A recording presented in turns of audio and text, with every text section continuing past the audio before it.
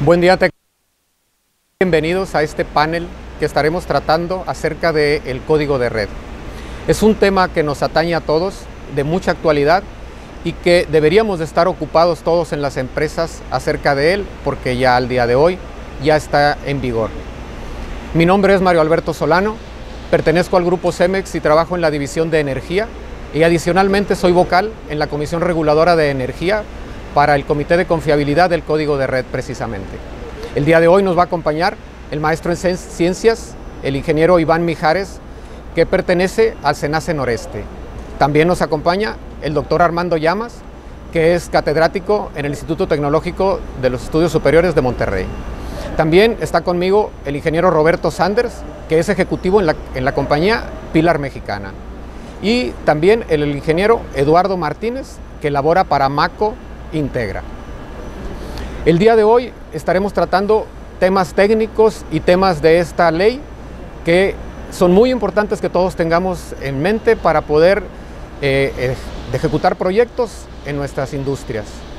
Por supuesto, sé que habrá dudas y habrá preguntas en los cuales aquí abajo en la proyección que ustedes estarán viendo aparecerán nuestros correos electrónicos y medios por los cuales ustedes puedan hacérnoslas llegar y las contestaremos posteriormente. Muchísimas gracias y iniciaremos. La primera pregunta que surge en esto es ¿de dónde viene el código de red? ¿Por qué nos hace necesario tenerlo? ¿Y qué situaciones afronta esto? Para esto pediría yo a Iván, por favor, que si nos podrías ayudar y comentarnos esto. Claro, Gracias. muchas gracias por la invitación. Como todos sabemos, ya es un tema, yo creo que conocido por todos. El código de red se hizo su publicación en el año 2016, el 9 de abril entró en vigor, a través del diario oficial de la Federación, y el ente el cual fue asignado pues, fue la Comisión Reguladora de Energía. ¿Qué es el código de red? De forma general, el código de red son disposiciones de carácter general, son requerimientos, requisitos técnicos, la cual son el parteaguas por el cual los integrantes de la industria eléctrica tienen su manera de seguir las cosas y hacerlo de forma indicada o correcta. Estas disposiciones están formadas a través de criterios, a través de manuales que son compuestos en el mismo código de red, y el mismo código de red a su vez se apoya con otros manuales adicionales que surgieron posteriormente y que hay unos que están por publicarse. En lo que podemos ver de integrantes de la industria eléctrica podemos mencionar lo que son los medios de transmisión, que en este caso es el transportista, medios de distribución, que es en este caso el distribuidor, que ambos actualmente están a cargo de la Comisión Federal de Electricidad. Lo que son los generadores, los que generan la energía eléctrica, los que son los consumidores, que son los centros de carga, y englobando todo esto están un ente descentralizado, que en este caso es el Centro Nacional de Control de Energía, al cual pertenezco, que se encarga de ver estas disposiciones y tratarlas de orientar a lo que son estos participantes para su implementación y aplicación. Dentro de esta gama de integrantes de la industria, el tema que nos vamos a centrar un poquito más en lo que es el día de hoy son en los centros de carga. Los centros de carga, como comentaba, en el código de red hay criterios y hay manuales. Los criterios que están dentro del código de red se soportan con manuales de requerimientos técnicos. Estos criterios en forma general nos indican a quién le aplica, a partir de cuándo y de qué manera, el cual está complementado con el manual que nos comenta que la aplicación es tanto para centros de carga en alta y media tensión, y para centros de carga los acomoda en dos grandes grupos que son centros de carga convencionales y centros de carga especiales. Y la diferenciación es muy sencilla, o sea, si hay una implicación de calidad en el servicio por un centro de carga, se acomoda dentro de cargas especiales, sino como carga convencional. y en base a su nivel de tensión, si es una carga en media o en alta tensión, o si es carga convencional o especial, es la base para determinar los requerimientos que se ocupa para cada uno. Dentro de estos requerimientos que vamos a tocar un poquito más adelante, ya yéndonos a centros de carga, estamos viendo 4 tópicos principales que serían lo que son cumplimiento a factor de potencia. Podemos ver distorsiones en la señal eléctrica, lo que son contenido armónico que está propiciando ese centro de carga a la energía eléctrica, y otros conceptos adicionales como cuestiones de protecciones, cuestiones de frecuencia, que son un poquito más, se podrían tocar más adelante. Pero por lo pronto no sé si podemos ya con un poco lo que se recapituló aquí, empezar a ampliar un poquito más los temas. Perfecto, Iván, muchas gracias. Sí. Como vimos, es muy importante este tema, aplica a muchas industrias, como lo menciona Iván, aplica a centros de carga de media y de alta tensión, los cuales son muchísimos en el país y deberíamos de estar muchos ocupados en este tema. Es por esto que en el mismo manual está establecido que la parte de técnico está cubierto por él, pero no es un documento para recaudar, sino es un documento técnico, como lo decía. Entonces, la parte de las penalizaciones viene mencionado en la Ley de la Industria Eléctrica, en el artículo 165, y entonces ahí lo podemos ir y lo consultamos y dice que viene por 2 formas.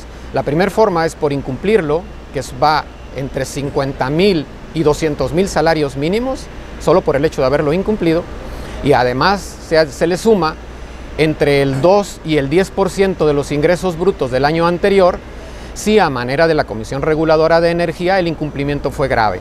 Entonces, si vemos, es algo que puede llegar a ser oneroso, y entonces por ello pues debemos estar muy al pendiente y ponernos a trabajar en este sentido. Y es por eso que le quisiera pedir al doctor Armando que nos platicara acerca de los requerimientos técnicos que necesitamos cumplir en estas industrias, precisamente en todos los centros de carga.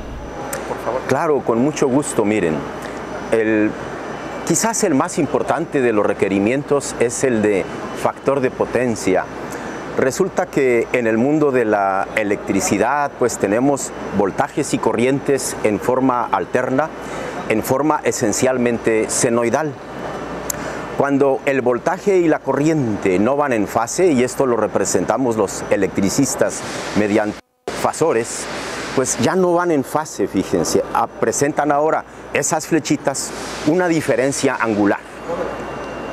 Lo ideal es que esa diferencia angular sea 0, lo cual nos daría como resultado factor de potencia unitario. El coseno de esa diferencia angular es precisamente el factor de potencia. Esta diferencia angular da lugar a que en el punto de medición se consuman no solo kilowatts hora, sino aparecen ahora unas unidades de energía medio locochonas, digo yo, volts amper reactivos hora. Esto es energía reactiva. No solo energía real, sino aparece ahora energía reactiva. Cuando el factor de potencia es unitario, una situación muy deseable, el consumo de potencia reactiva es 0. Y a medida que el factor de potencia se aleja de la unidad, esto es, aumenta ese desplazamiento angular, el factor de potencia disminuye. Antiguamente había un requerimiento relacionado con la factura. Ahora le llamamos CFE, suministro básico, o CFE, administrador de servicios básicos, para que el factor de potencia medido con energías de todo el mes diera lugar ya sea a un recargo o a una bonificación. El valor umbral, el valor límite de este factor de potencia era 0.9, que resulta más o menos de un ángulo como de 25 grados, fíjense, más o menos. Y era, insisto, un solo factor de potencia, algunos dicen el factor de potencia promedio de todo el mes. Ahora el requerimiento de código de red calcula el factor de potencia de la misma manera. Esto es, necesitamos dos energías, la energía real y la energía reactiva. Pero ¿qué creen? Ya no es la energía de todo el mes, es la energía de solo 5 minutos. Cada 5 minutos se calcula el factor de potencia. Y ahora el requerimiento ya no es 0.9, ahora es 0.95 y que no pase de 1. Esto es, no se acepta un factor de potencia capacitivo. Tiene que ser 0.95 y 1 y el 0.95 atrasado. Muy bien. Y es así que el requerimiento sube en factor de potencia y no se requiere que se satisfaga con este requerimiento técnico 100% de tiempo, pero sí 95%. Puesto con otras palabras, se debe hallar 100%. Factor de potencia. Pasemos ahora a desbalance. El desbalance. Ocurre que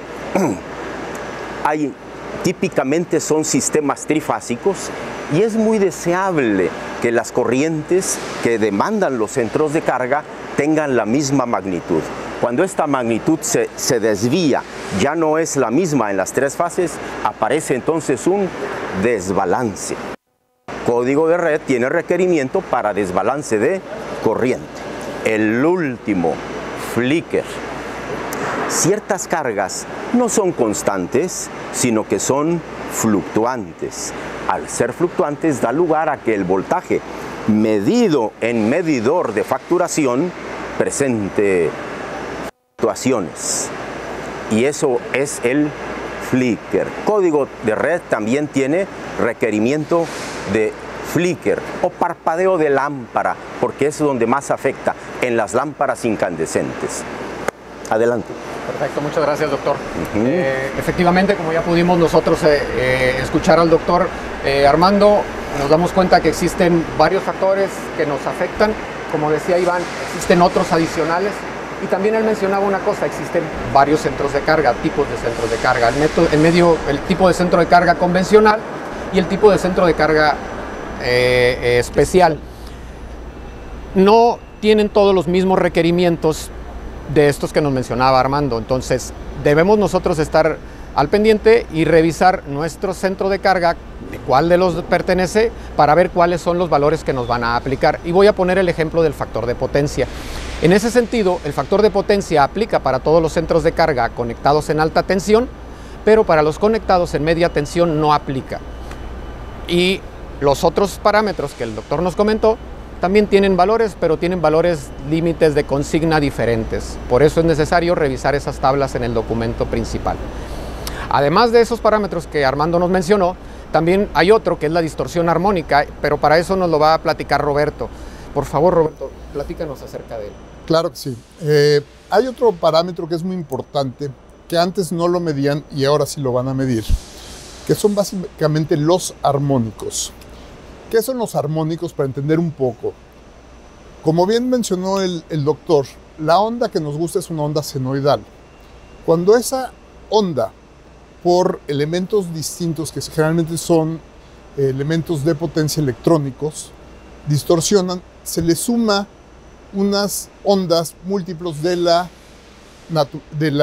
onda natural de 60 Hz, entonces pueden aparecer ondas en 300 Hz, 180 Hz, en distintas frecuencias, hasta la 63, que es donde nos va a medir con este nuevo código de red. Nuevamente, como dicen, va a haber límites dependiendo del tipo de centro de carga como estemos registrados y conectados. ¿Qué ejemplo de estos dispositivos generan? Los UPS, las fuentes conmutadas, los variadores de velocidad, hornos de inducción, también, por ejemplo, pilas electrolíticas para la extracción como de cobre. En fin, hay muchos dispositivos que generan este tipo de distorsión armónica. ¿Cuándo nos debe preocupar? No en todos los casos nos debe preocupar. Tenemos que ver la proporción de cargas lineales y ahorita les voy a explicar que son las cargas lineales, contra las cargas no lineales. Las cargas no lineales son las que nos van a generar esos armónicos que van a distorsionar la onda, primero de corriente y después de voltaje. Entonces, cuando la proporción es significativa de cargas no lineales, hay que poner atención. Entonces va a ser importante hacer las mediciones pertinentes para ver si vamos a estar dentro o fuera del código de red, siguiendo las tablas a las que nos especificamos. Unas preguntas, ¿es importante resolverlo? La respuesta no solo son por las multas que ya mencionaron, que son bastante onerosas, sino también por un tema de confiabilidad, temperaturas, eficiencia energética, que se pueden alcanzar a disminuir los armónicos de la planta. ¿Por qué? Porque estos armónicos pueden afectar los conductores en temperaturas más elevadas, disparar protecciones indebidamente, tener circulantes por neutro, podemos tener los capacitores, se pueden dañar, los transformadores también trabajan a una temperatura más elevada, entonces todo lo que requiera temperatura disminuye la vida útil de todos sus componentes. Entonces sí es importante atacarlo, no solo desde el punto de vista del código de red, sino como una consigna que creemos que es importante. Es como manejar un coche mal carburado, no es bueno, hay que tenerlo en óptimas condiciones. ¿De qué va a depender o cómo se arreglan estos? Hay básicamente tres soluciones. Son filtros activos, filtros pasivos y dispositivos de nuevas generaciones que ya no emiten estas armónicas. Entonces, ¿cuál va a ser la solución óptima? La óptima realmente va a ser una combinación de las tres. Una sola no nos va a llevar al punto óptimo. Entonces, va a depender la solución del tipo de proceso, los dispositivos que la generen, la antigüedad de la planta, en fin, todos esos elementos los tenemos que balancear para determinar cuál va a ser el mix correcto o la solución que vamos a hacer como traje a la medida. Es importante, y como conclusión breve, cuando tenemos una solución, y puse un ejemplo, es no caer en el error de solucionar este problema y como un autobús desplazando a 3 personas, porque se caen muchas veces en este error. O sea, meten soluciones demasiado complejas para problemas sencillos. Entonces hay que mantener las soluciones sencillas para este tema. Gracias. Hombre, muchas gracias. Gracias, Roberto. Como ya vimos, el problema para cada una de las fábricas pues, es de elaborar un traje a la medida, ¿no? Es necesario revisar la instalación, hacer estudios y cosas de ese tipo. Es muy importante, como ya nos lo explicaban los ingenieros, porque hay afectaciones no solo hacia afuera, sino afectaciones al interior de nuestra fábrica y que por buena ingeniería eléctrica, prácticas de mantenimiento adecuadas, pues deberíamos de corregir. Pero, ¿cuál es el procedimiento que debemos de seguir a partir de aquí? Pues yo me gustaría, por favor, Eduardo, si nos podrías comentar qué debemos hacer. Ya vimos ahorita qué es lo que nos está afectando, cuáles son los parámetros en los cuales debería de enfocarme más rápido. Por favor, coméntanos un poco acerca de este siguiente paso. Muchas gracias por compartirme este momento con ustedes. Pues como lo mencionamos en un momento, esos manuales de regulación, técnicos para los centros de carga están al momento de revisar este código red, lo primero que nos podemos ver o percatar en este manual es que, hablando específicamente de estos centros de carga en media y acción, tenemos que precisamente esos requerimientos que de alguna manera tienen que plasmarse en un trabajo detallado de acciones en donde hay que presentárselos a la Comisión Reguladora de Energía, ¿sí? Esto tiene un plazo no mayor a 3 años, en donde los puntos importantes a revisar son a través de, pues, en muchos de ellos, de hacer esos estudios, como lo es en primer lugar el estudio de desbalances de tensión, ¿verdad? En los estudios de ese balance de tensión adicional, se tiene que revisar y dar cumplimiento a lo que marca este código red como una norma de tensión nominal donde marca el máximo y mínimo permisidos. Esto se puede decir que, por ejemplo, si yo tengo una tensión nominal de 115 kV, tengo que estar sosteniendo, ¿verdad?, esta variación de tensión de manera permanente y seguir conectado hasta cierto punto marcado como una tensión máxima. No me puedo salir antes, porque de lo contrario incurriría en una situación donde provocaría un daño para lo que son las redes, ¿verdad? Entonces, aquí es muy importante precisamente seguir los ajustes a estas protecciones en alta y baja tensión, ¿verdad? También tenemos en número 2 lo que son esos desbalances de frecuencia. Los desbalances de frecuencia, hay que hacer también ese estudio donde también se tienen que agregar, como lo indica en el código red, la información de los ajustes de protecciones de alta y baja frecuencia, ¿verdad? Ya están preestablecidos, donde es una frecuencia máxima en un tiempo permanente y también una frecuencia durante 30 minutos. ¿Verdad? Siguiendo con esta revisión, tenemos también los requerimientos de factor de potencia, que ahorita ya es un tema que hemos estado ya tocando. Y me agrada tomar el énfasis que se mencionó por parte de los doctores, que específicamente se establece en el alta tensión un requerimiento del 95% durante 10 años y posteriormente de ese 95 va a subir a 97, ¿verdad?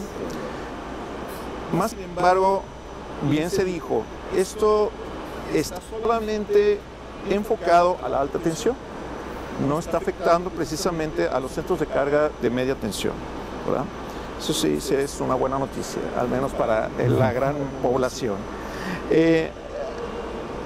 Después de estos requerimientos podemos hablar también de lo que es el tema de las protecciones, ¿sí? Tenemos que validar precisamente la coordinación de las protecciones entre los puntos de conexión y lo que son los puntos estos puntos de conexión con la subestación en particular, en este caso, quien nos está proveyendo la energía, ¿verdad? Siguiendo con la secuencia, tenemos también el tema de control, ¿verdad? Este tema de control, el SENACE debe de establecer las características de registro, de instrucciones de despacho para el responsable de la demanda controlable y así adaptar los sistemas para recibir la instrucción de conformidad con la regulación aplicable en materia de seguridad de información y tecnologías de información de comunicación. Tenemos el intercambio de información, el siguiente punto, donde básicamente se establecen precisamente que la información que se va a manejar en los sistemas de telemetría de control tienen que tener la peculiaridad de tener protocolos abiertos, de tal manera de que esos protocolos pudieran no tener problemas para ser de alguna manera interpretados por lo que viene siendo el SENACE, ¿verdad? Como punto de la calidad de energía, como ya se mencionó, ¿sí? Se requiere precisamente el estudio de esa calidad de potencia y hay un aspecto muy importante donde el medidor o el analizador de redes que debe de auditarse tiene que ser de clase A, ¿verdad? Teniendo este dato de la calidad de energía, bueno, estamos cumpliendo pues precisamente los 8 puntos básicos en lo que tenemos que revisar el código red. No, perfecto. Muy bien, muchas gracias, Eduardo. Como ya vimos, es necesario hacer en las empresas, en cada una de ellas, el traje a la medida es necesario hacer los estudios eléctricos en ese sistema que tenemos nosotros conectado en nuestras fábricas. Es necesario desarrollar una ingeniería para poder llegar al cumplimiento de lo que ahorita nos están comentando aquí los compañeros, y poder nosotros llegar a diseñar y tener equipos instalados en nuestra fábrica que nos lleven al cumplimiento de estos requisitos que ya están siendo evaluados y ya es una necesidad de tenerse instalados en las fábricas. ¿Sí? Si vimos, aplica a muchas gentes, es necesario ponernos a trabajar ya, hay mucho dinero envuelto en todo esto, entonces es algo que deberíamos de estar ya viendo todos nosotros. Con esto estamos llegando ya casi al final de nuestro panel el día de hoy. Me gustaría pedir, para finalizar este tema, pedir un comentario a cada uno de los integrantes de nuestra mesa. Por favor, Iván, no sé si nos podría dar un comentario final. Sí, claro, muchas gracias. Pues nada más para cerrar aunque las especificaciones del código de red van enfocadas a mejorar o a mantener la integridad del sistema eléctrico nacional, muchas de las implicaciones que vienen ahí son para beneficio también del particular. El hecho de que protejas hacia el sistema implica también en que tú estés seguro, estés confiable y tengas esa continuidad de servicio. Muchas gracias, Iván. Perfecto. Por favor, bueno, Roberto. Yo la conclusión es similar. Es un área de oportunidad del código de red. Por ejemplo, en el tema de los armónicos, que se genera una ceguera de taller donde no vemos los problemas que actualmente hay, es la oportunidad de cambiarlos. Y yo pongo el ejemplo que es como un cinturón de seguridad. ¿Te lo vas a poner porque te multan o porque te hace bien? Yo creo que la decisión correcta cuando se atacan los armónicos es ponérselo porque te hace bien a todos tus equipos y a tu planta, y puedes tener un retorno de la inversión en ese tipo de proyectos. Sí, claro. Armando, por favor. Con mucho gusto. El voltaje, fíjense, si tenemos un voltaje trifásico de frecuencia constante, de magnitud constante igual a la nominal, frecuencia de 60 Hz, un voltaje hermosamente senoidal, el principal beneficiado es el centro de carga. Es correcto. Muchas gracias, Armando. Eduardo, por favor. La normativa que se expone en este código red, bien se dice que abre un panorama de oportunidades para todo lo que es la ingeniería en el momento de que puedan ofrecerse esos servicios importantes que ahorita demanda la industria para fortalecer precisamente toda esta red de transmisión y distribución de energía. Perfecto. No, hombre, pues muchísimas gracias. Ya vimos que el código de red es muy importante para nuestras fábricas. Hemos visto que es necesario para el sistema eléctrico mexicano, que es básico para nuestras fábricas al interior, y ya es una ley que está en vigor, aplica a muchas empresas, pues es necesario tomar acción en estos proyectos. Nada más que tomamos en cuenta que el retorno de las inversiones de estos tipos de proyectos no van a venir con incrementos de ventas y cosas de este tipo. Hay que tomar en cuenta que esto viene por una mejor ingeniería eléctrica, por una mejor fábrica, por una evitar una parte de una sanción a nuestra empresa, ¿no? Es por eso que debemos tener también cuidado, porque en el mercado pudiera ser que nos encontremos personas que nos ofrezcan cosas adicionales a las que necesitamos. Es por eso que el conocimiento del código de red es muy importante. Y tomar nosotros un buen sentido común eléctrico es una palabra que llamo yo de ese tipo, pero hacer el traje a la medida, el adecuado, como decíamos, no ir a sobreprotegernos de algún modo, porque la solución debemos buscar que sea la mejor técnicamente, pero también que sea la mejor económicamente para nuestra empresa. Hemos hablado acerca del código de red, pero adicionalmente, pues hemos hablado también de algunos otros manuales. Si nos vamos a las leyes, hay más de 500 páginas fácilmente de este tipo de material que está involucrado en todo esto, en los cuales nosotros deberíamos de estarlos leyendo y saberlos de memoria. Es por eso que yo los invito a que le demos una leída a todo esto, busquemos la forma, cómo estamos ahorita, y cómo deberíamos estar y empezar a construir ya ese plan de trabajo que tenemos que entregar a la Comisión Reguladora y poder asegurarnos que nuestras fábricas operan adecuadamente. Muchísimas gracias, gracias por habernos escuchado el día de hoy y visto a través de este canal. Esperemos vernos pronto en una nueva edición. No se olviden enviar sus preguntas y dudas a la dirección de correo electrónico que aparece en las pantallas y esperemos vernos pronto. Y a nombre de mis colegas, un agradecimiento a Reportero Industrial Mexicano. Muchas gracias.